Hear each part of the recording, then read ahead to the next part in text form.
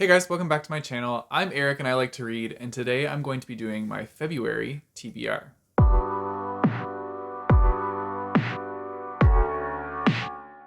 So February has arrived very quickly, and I'm not actually going to be doing what I normally do for February. Usually I just choose like light and fluffy reads for the whole month.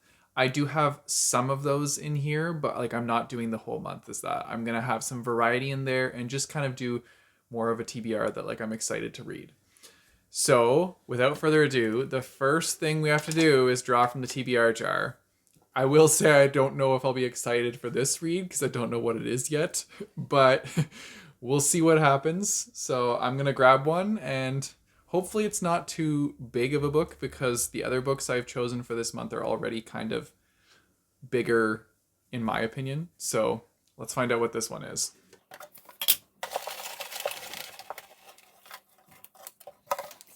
I'm nervous. Please don't be the big one. Okay, so we're looking for Sir Blunder. So I'm gonna go get that and we'll be right back. So the book is Sir Blunder. This is the one that Marcus grabbed off the shelf. It looks pretty good just from like the front cover. I'm assuming it's a middle grade considering the cover, a young boy fighting a dragon. But let's read the back together so we can find out what this book is about. So it says, Blunder was a blunderer, unwanted and alone, except for Rover, his faithful dog. Together they wander the village at night, searching for food, but then a kindly old woman takes him to live with her in the forest. She soon discovers that he is an intelligent child who can't see well. She resolves to take him on a journey to a faraway land where he can get glasses. With the help of Princess Otello, Sir One-Eye, and Pee-Pee the Peeper, Blunder becomes a knight and sets out to slay the dragon who has cursed the kindly old woman who helped him. Sir Blunder is a humorous yet deeply serious story about striving for good in a cruel world.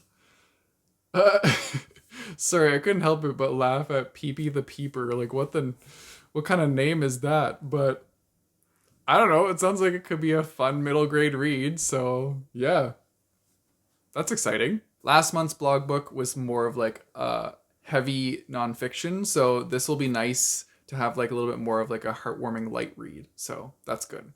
Okay, so then jumping into books that I chose to read for this month. So one of them is The X Talk by Rachel Lynn Solomon. So I've actually had this book for over a year now. I got this in a Once Upon a Book Club book box, and I've had that book box for an entire year. So I really hope that none of the special items in that book box are like edible things because they won't be edible anymore. But yeah, there's post-its in here on the certain page numbers to open gifts that correlate with the book. So I'm really excited to get to reading this book. And yeah, so this book is following two people that work at a radio station, and the radio station is not exactly doing the best. So they want to come up with an idea to bring in more listeners. And so what they do is they form this talk show called the X Talk, where they put two of their hosts together on this show as X's. And so these two co-hosts talk on the show together, giving advice about life and other things like that to their listeners. And so the show ends up taking off, although these two hosts actually do not like each other. So they're kind of like enemies, but they're coming together for their job to make this work. They're also not real exes. That's just something that they fabricated for the show. And so now that they're kind of like going through and doing the show, it's getting very popular. And so they're kind of like just getting deeper and deeper into this deception. And so now it goes from there. I'm sure feelings will come up between the two characters and things will happen. I'm excited to see where it goes. It definitely sounds like a really interesting concept. And yeah, I think this could be played out really well. I feel like it's going to be enemies to lovers. Like I have a feeling. I've also heard from other people like who have read the book certain things. So yeah, I'm not going to say any more than that, but I am looking forward to reading it and finding out what the little like gift items are that's going to go with it. I'm very curious to know what they are. I mean, I'm clearly not that curious because they've been sitting in that box for over a year, but like I'm excited to get to them regardless. So yeah, I'm reading this one. Speaking of Once Upon a Book Club book boxes, I'm also reading The Haunting of Lei Harper. So this is another book that is from one of their boxes, and oh my god, they put a sticker on the book. What the heck? Okay, well, it feels like... No, we're going to fix that now because I can't handle this. Okay, never mind. It's pretty on there, so I'm going to have to get that off a different way. But come on. You should know better. Anyways, so this book is from their like Halloween box, which I bought back in October, but we only recently just got it. So I'm excited to read this one and excited to be creeped out and get all like the spooky vibes from it. I'm also excited to see what the gifts are because once again, this is one of the ones where you could like go through and then find post-it notes with page numbers, which reveals something.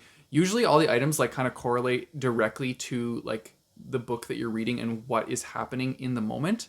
So for example, one of the ones I did a long time ago, I was reading Downworld, and they were talking about like an egg timer. And then the thing that I opened up was an egg timer. And I was like, this is so cool. Like it feels like it's like a really immersive reading experience because you feel like you're in the book.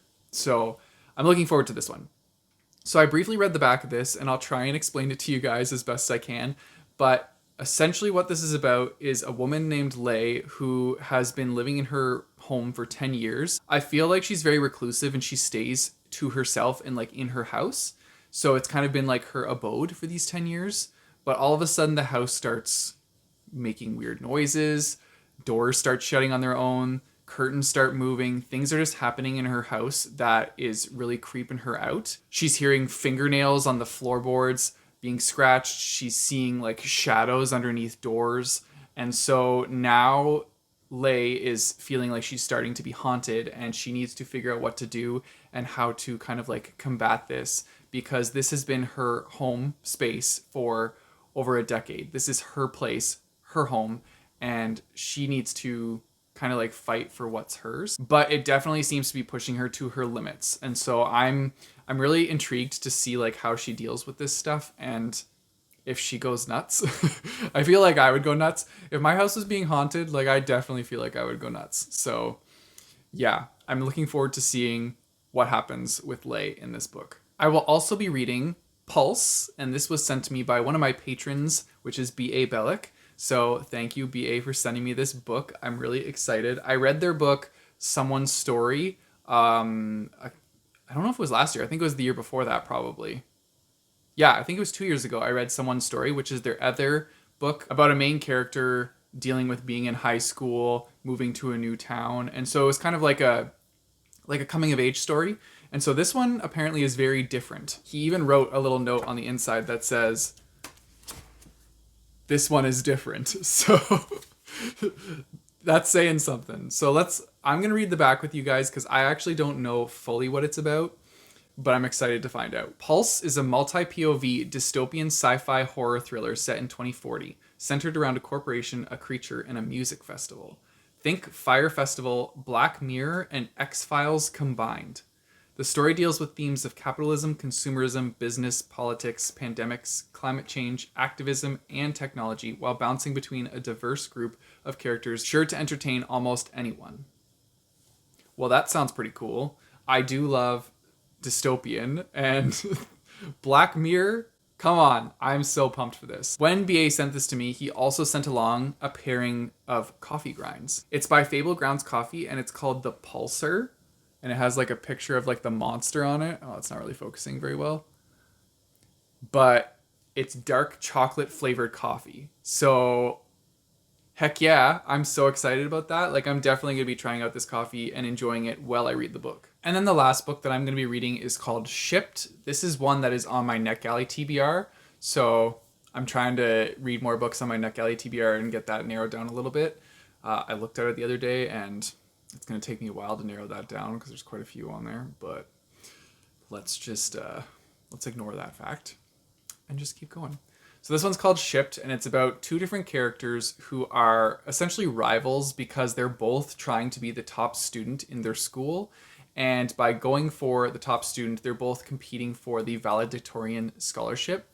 And so they're constantly battling it out in high school, trying to be the best of the best. They're also very big nerds, and they're really big fans of this thing called Warship 7. So there's this con event coming up soon, and I think that they start talking to each other over like Warship 7 chat room, but they're not aware that they are each person, like who they are, because it's anonymous. And so they start chatting, get all excited, and they really are looking forward to meeting each other. And so they decide that they're going to cosplay as their favorite people from this fandom and meet at the con. And so I don't know what's gonna happen because they like hate each other, but they also like each other, but they don't know that they like each other because they don't know each other is each other, and it sounds like a big conundrum of like a whole bunch of stuff. But I'm excited to read it. I think it's gonna be really fun, and if it's anything like Geekerella, then I think I will enjoy it because I really enjoyed that Cinderella retelling with a Comic-Con twist. Like I thought that was such a fun read. And so if this is anything like that, I'm going to have a great time. I do really love Comic-Cons or anything to do with like nerd culture because I've personally gone to a lot of them and I'm a huge nerd. So that stuff is just very relatable to me and so much fun. And so I think that this book will be heartwarming, enjoyable, and possibly disastrous with the two of the characters, but we're going to wait and see what happens. So that's all for my TBR for February. I'm only reading 5 books, which I think is very manageable. And yeah, I'm not putting too much pressure on myself.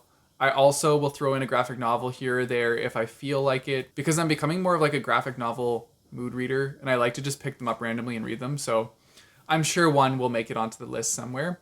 I don't know which one it'll be, but I'm going to leave it open to let myself choose.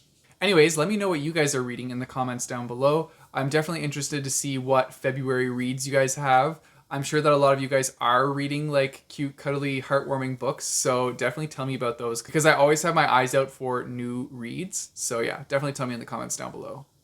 If you guys want to support me, I have a Patreon and a Coffee page, which I'll put in the description down below, as well as a link to buy my bookmarks. You guys know the drill. Don't forget to like and subscribe. Hit that bell notification button so you get notified when I post new videos. I post my videos on Mondays and Thursdays. And until next time, keep on reading.